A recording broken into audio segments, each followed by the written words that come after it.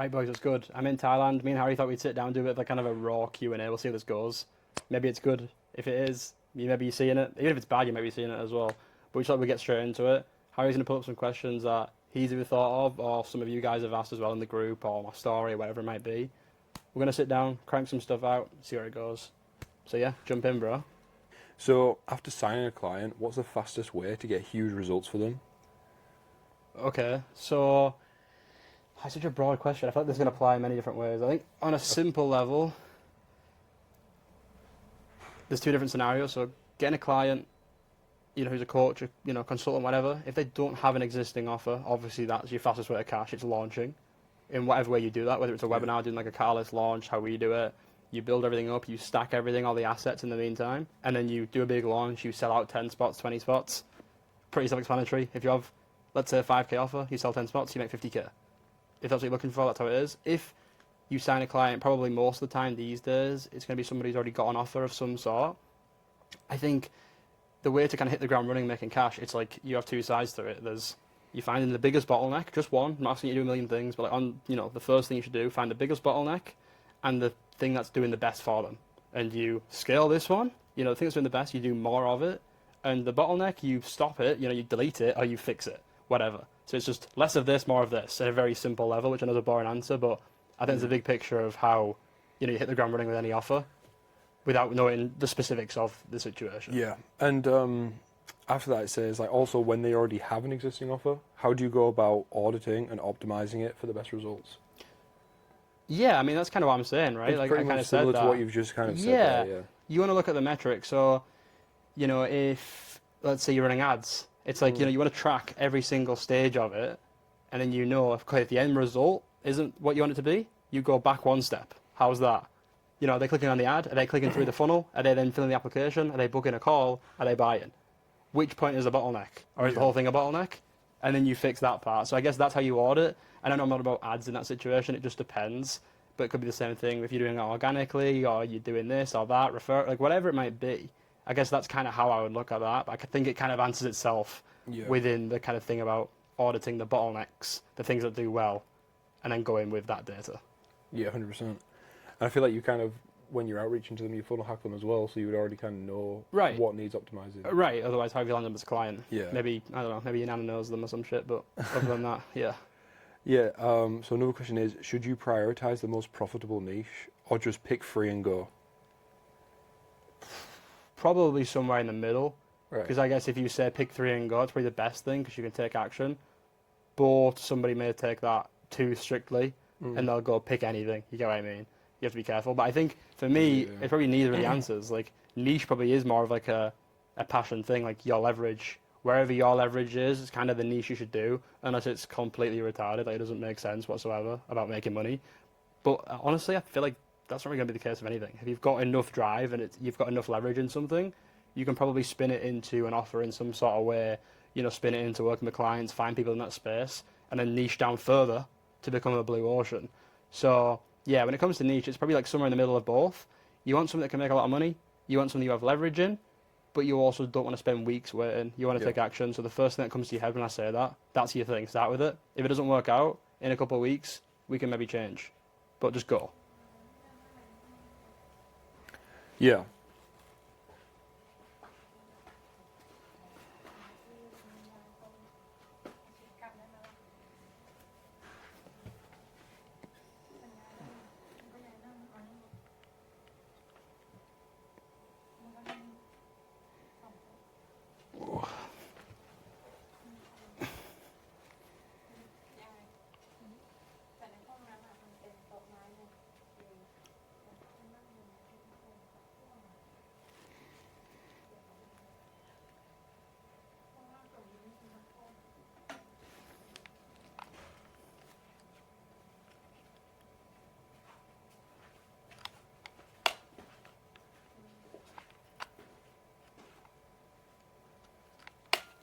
How many have you got saved altogether? And I've got like Quite a few. this one, and then these ones as well. There's fucking loads, yeah. So you just go when you want to go. Obviously, it's up to you, innit? So what are the only 4 highlights an operator needs on their IG to look like a pro. Like a pro Instagram highlights. Yeah, I wouldn't even say there's 4. I don't know if they mean like story post highlights or I'm like guessing. posts. Yeah, I would assume so. Yeah, I mean, I wouldn't even. This is probably not 4 I can think of. I mean, the biggest thing is like an opera, like B2B. It's like just results, realistically. Yeah, It's like just to start basic, here. right? Obviously, everybody's doing start here or new here or whatever it might be. Giving people kind of like a funnel into it and explaining it, going over your unique mechanism, whatever, with some sort of CT at the end. Whether that's to speak to you as setter or just pushing them to a YouTube video, VSL. Like I would probably go that route, pushing them more to like towards YouTube. And then other than that, just results. That you can tell your story and stuff in one of them if you wanted to, have like a life one. B2B don't really care. They don't really care where you went and what you had to tip for dinner one day. Like, you can do it in pin post though as well if you want to. Yeah, I don't know why like specifically they've said 4, but Yeah, and obviously if you have like, one results highlight and you have lots of results, you make multiple and it's going to make you look like you got loads of results. But you have, so great. so it's not like a specific number of highlights. It's just like No. have one that explains what you do and have one that shows that you can actually do it. Yeah, and obviously you can spin that into more, but I think especially B2B as like an operator and agency, I would pretty much stick to that pretty strictly. Okay, so here's another one. Why are you getting views on your looms but 0 replies in DMs? The loom's not good. Yeah. You want a quick answer? The loom's not good. Yeah. I mean, like, again, it comes down to like the bottleneck analysis thing we kind of went over earlier. Like, it's the same shit with outreach, with looms. It's like, okay, let's say you do a DM or an email. Let's say DMs. You send a DM, they open your DM. You send a loom, they've opened your loom. You get no response. The loom was what was shit, right? Mm-hmm. Whereas if you sent a DM, right, and they don't open it, okay, I haven't caught their attention. Maybe Yeah. my opener's shit, the message, maybe my profile is shit, they don't give a fuck about me, whatever. That's probably most likely. And then, okay, they open my message, but they don't click the loom link. Your message isn't good. The thumbnail and the title for the loom isn't good. You've Yeah. got to figure out what stage you're at. But, for this person saying the loom is being viewed, it's just that. Your loom isn't good. And that doesn't necessarily mean, I don't mean like the slide deck isn't good or like the way you're talking isn't good. That's not always the case. Something in that loom. So maybe your offer or the way you're describing your offer. You have to take a deeper look at the loom to figure out which part of it is. Or even if you can look at the drop-off rate when they've clicked off or whatever. Or ask people as well. Yeah. That's the other thing. You can go to these people and speak to them, give them something in return. Something I'll say to people is like, kind of have like a double CTA where it's like, if you like this, take this action, right? Whatever your main CTA is, sending them somewhere, booking a call, whatever. But you could also even say something like, if you didn't like this, let me fucking know, hit me up and I'll send you this money for a coffee. I'll buy you this, I'll send this thing over. I'll send you this super valuable resource, this case study, whatever. So it's kind of a win-win for you, because even if you failed, you're getting extra data. And you can actually spin it around as well. Oh yeah, bro, I didn't really like it. Kind of confused me a little bit. That's not always a loss. Like, one, you're going to learn from it for the next ones, but also you say, oh, bro, sorry, I've probably not explained it properly. I've confused it. What I meant was this. And you've now kind of got a second chance with that person as well. Yeah. Because, like if they watched it, but like nothing's came off it, obviously there was intent or they would never have watched it, right? Yeah. Yeah. So your offer just isn't good, or the way you've told them about your offer is confusing, or just not converting them enough. Okay, yeah, here's another one, right? So it's again to do with looms. So it's like, how do you respond to a prospect who's saying, don't send me a loom, or like just thinks it's a scam? Thinks it's a scam. It's a hard one. I guess you want to send proof, and also it comes down to how you're sending your loom or however you're doing it. Like, if you can just kind of provide value to them or prove it to them, if that makes sense. Like, at the end of the day, let's say if somebody, I don't know, has a problem with the funnel, or I find their biggest bottleneck, I can solve that for them for free, right? And then I can get a big setup fee afterwards. Like, it can't be a scam, Like, Right. oh, they're making 30K a month. I make a little tweak for free. I don't ask for anything. I don't even, it could be a voice note, whatever. I don't really care. I just give them the information that makes them 50K a month. Worst case scenario, I mean, not worst case, but even if they come back month 2 and say, oh, bro, I made an extra 20K that month, then I'll pitch them a month later, right? What are they going to say? Oh, bro, you're scamming me. I only made 20K this month. Like, Right. or they don't implement the strategy you told them and they think it's a scam. Again, perfectly fine. Hey, bro, did you implement this thing I told you? Oh, no, I didn't have time to, whatever. Oh, I don't believe in it, whatever. Send me, well, this guy did and he made this much money. Even if it's not your client, right? Find somebody who did this thing. Well, this guy did, and I don't want anything from you. I'm not trying to scam you. You just do it.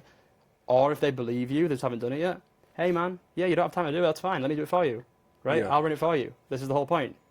whatever. You can get a setup fee, or you can, or you can even do like a kind of a reverse setup fee where like you'll take it up front, but you can refund them, guarantee, whatever it might be. So there's ways to get around it, and it's usually just by knowing what the fuck you're doing, giving actual value and making them more money. Yeah, If you can't do that beforehand, you have no fucking business pitching them anyway, if I'm going to be honest. So, know your shit.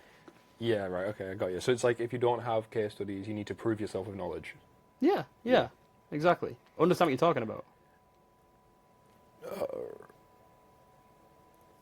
What is this weird FaceTime tactic for reviving a lead that has gone cold? In regards to what? I mean, FaceTime tactic in regards to like... That's all it says. What is this like weird in like quote marks FaceTime tactic for reviving a lead that has gone cold? I mean, I'm guessing it's referring to literally FaceTiming a lead, which is one thing. I heard someone said it in like inside the group. They said, that's how they got a client. They like called them through Instagram. So I don't know if that's what they mean or what. Right, yeah, and you can do shit like that. You can actually FaceTime. There's things as well where, like, if you have like someone's email, I probably shouldn't really say this, but you can get someone's email, you can put it, I don't know how, if people should do this, I don't know how ethical this is, but like, chances are, some people's emails will be their iCloud email. Yeah. So you could take their email, put it into your iPhone, and press FaceTime, and I'm not saying it'll work, but it may work. You may FaceTime them, but whatever. Yeah, that's a fair point. I get that. Or if it's like a lead as in regards to like B2C, then yeah, you could have your setter or whatever FaceTime them, and obviously like they're going to pick that up more than they're going to pick up a normal phone call. Everybody gets spam calls. Who gets spam FaceTimes? Like, oh, who's this person FaceTiming me? So you may answer. So that's one thing. And also, I guess, in a similar way, you could kind of put it under the same bracket, like FaceTime style videos, like, talking head from the coach, the person selling the offer, or even like a closer, a setter, dialer, whatever. Hey bro, like just super casual, talking head, definitely not automated or anything, no AI, just like, hey bro, seen you, da-da-da-da-da, right? We'll send over a resource. That's still, I know it's not FaceTime, but it's like a FaceTime style personalized video down that route. It's a better way of doing it, right? It's more scalable, I guess. Yeah, 100%. Again, like not super ethical, but I wonder if people have ever, I don't know if you've ever heard of anyone doing this, but like if they've got their email, just booking them in on a call. Yeah, that kind of, not even too long ago, kind of became a big thing. Really? People get a lot of like calendar invites on Google Call from people, and then that's it. That's the pitch. Yeah, because some people who, especially people who don't have like a landing page in the bio, they have like a link tree, they usually have their email at the bottom of it. Yeah. Especially depending on what like niche they're in, but a lot of people do that, right? Yeah, it's usually a Google email, exactly. Fucking like you want to know. How do you put it on? I have no idea, maybe it's like a emotion thing. I have no clue. This is raw, boys. Yeah. You're seeing this shit live, man. The light's gone out. Maybe we do this shit in the dark right now. Yeah, like get some fucking spotlights on or some shit, I don't know. Strobe. Oh mate, you know what? Yeah, this bit closes at 10, I believe, and it must have just went 10. Yeah. Fuck. As you can see, super raw. I'm not going to be recording this shit, but a little location move. We're in some sort of like cinema room now, but we're gonna get through the rest of these questions, make sure we answer them for everybody, and then we'll go from there. But yeah, were you in the middle of one? What was the last one? No, we just finished the one about the FaceTime tactic. Oh, perfect. Right, and then the lights went off. Shut that shit off. Yeah. Fucking didn't want us to keep going about. Yeah, too much sauce. What have we got next? Okay, why is letting a prospect sleep on it after a call a big mistake? I mean, it's like, I feel like that's pretty self-explanatory. Yeah, I don't know how to answer that one. It's like, if you sleep in anything, right? Like when you have certain thoughts about something, or you're panicking about overthinking it, you've got anxiety, what do? You go sleep on it to stop overthinking or start overthinking. So if you have a sales call and somebody sleeps on it, their mind may change for the worse. So yeah, that's just like human psychology, I guess, rather than anything to do with sales. Yeah, even like truthfully, if someone's like, "Oh, I want to sleep on it," they just mean no. Yeah, that's the other side of it. They probably have objections that you haven't solved. You haven't handled these objections. They aren't going to handle them for themselves. They're going to think of more objections that they're not going to bring up to you because the call's finished. So then the next day, they're going to go back to their fucking job or whatever it is. Done. So someone's asked, quick question. Have you noticed a trend of coaches who aren't using VSL pages in their bio, instead just linking it directly to a YouTube video? And if like you think that you'd get better results with that? Right, okay. Yeah, I mean, I think my answer is always the same about like better and worse. Like there's no such real thing. Like it can be better for that situation, but I would have to have more context. But to give like a broader, I mean, yeah, I've seen it obviously, and we've done it. I mean, I kind of do it as well. But YouTube VSLs are sick. and it's very raw, and you don't feel like you're on a funnel. Like people, especially in a lot of industries, it depends what market you're in, but people know what a fucking sales page is or something, right? Whereas if they're watching a YouTube video, they don't feel like they're being sold to. It's very, very different, and they're going to passively be sold. And also, you can funnel them to it, and obviously when they, say for example, right, I watch a YouTube VSL, I don't buy right there and then.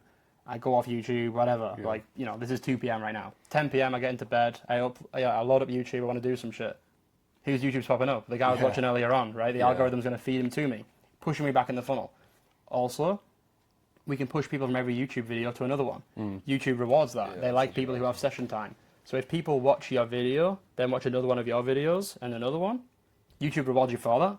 So YouTube VSLs are pretty cool because you can push. Let's use me as an example. If I do a YouTube VSL on just like, I don't know, some broad subject within operating or something along these lines, right?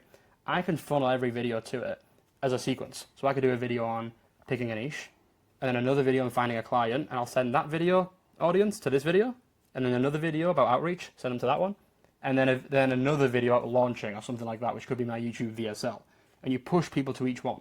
And you can also do it even from the YouTube VSL if you want to. But I would just have kind of one solid high-ticket CTA, and you don't even want to push them to a funnel at that point because they've already consumed a lot. You're going to make it confusing. Push them to a Typeform, push them straight to the IG, whatever. Get them straight in, ready to pay. So YouTube VSLs are very, very good. The YouTube funnel as a whole is very good, of course, and it's been a thing forever, but people are really, getting onto it now, making it their thing.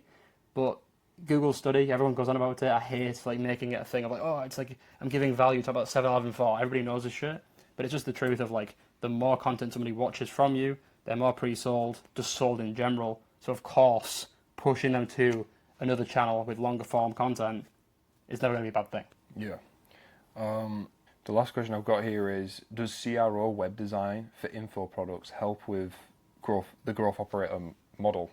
Like if you were going to reach out to a creator or a coach and say, hey man, I do CRO web design, can I handle your fucking backend? Obviously not, no. But stacking skills as a whole, yes. And if you can make funnels better than somebody else because you have these skills, yes, and you should leverage it. But be smart about it and don't rely on this skill. Yeah. It's not going to get you very far because you might do better with the conversion rate and take them from a 1% to 2%, whatever, right? That's great, 100%. With enough leads coming through the funnel, that difference is huge. But that's not really your role as an operator. That's one little part of it. But then you also need help in the market and the sales over here, getting more people to the funnel. And then, your conversion rate at the end of the day with a high ticket funnel. On the funnel, all you're getting them to do is apply or something. That's not making a sale. So you still have to handle everything after that as well. So is it useful, is what they're saying? Yeah. It makes more useful. That's pretty much what they're saying, if it's useful in this model. Of course it's useful, yes. Of course, as is any kind of skill in this realm, because you're doing that. If you're building a website, having website skills is going to be useful. Yeah, I know what you're saying. It's not reliant on it. Exactly. I think what you mean is obviously, it's great to have that skill, but if that's all you're trying to pitch people on, yeah, some kid with no skills who's hungry as fuck is going to beat you if you have that skill. There's certain skills that'll kind of beat hungry people to an extent, but that's not one of them. Yeah, because it's I'll build a fucking really pretty website. But you don't know how to set up a sales system, so what's the fucking point? Yeah, exactly. So if you can do that, you have the leverage over people who don't have that skill or any skills, and you're equally as hungry and trying to get more skills, you can beat them. But it's an edge. Don't act as if you've got a huge edge and start getting an ego and you'll fuck it up. But I guess that's everything then. Yeah, that's all the questions I had there. I don't know how long this will be, because we'll have to chop off some bits from when we were fucking moving around and there's noises and shit, but I appreciate everybody watching. Super fucking raw one. I don't know if my offer's even live right now because we got full capacity. We did this, we did that, so we'll see. But I'll leave a link below anyway to work with me one-on-one. We're fucking popping right now. Everybody's getting killer fucking results. So shout out to the guys. If we aren't open right now, chances are I'll leave a waitlist link down below, and we'll see if we can get you in. And if not, it's unfortunate, unlucky. We can maybe answer your question in these videos, and you can go do some shit, go crank it out. But like I said, right, the same way I told you to do earlier on, I'm here to just give fucking value. Because if you make somebody enough fucking money, if you make someone 100k and ask for 10k, oh yeah, of course. If I ask you to pay me 10k for no reason, nah. So go implement this shit and go make some fucking money, and then maybe some shit can work out. But for now, the waitlist's probably there, and we'll go from there. I see you on the next one. Make sure you implement. I hope you're not fucking scrolling and watching this, and then you're gonna go put your head back in your pillow and have some fucking crazy dream. Do some work. Even if it's 1 a.m., get out of bed, go sit at your desk, just go rip some shit. I'll catch you in the next one. Peace out.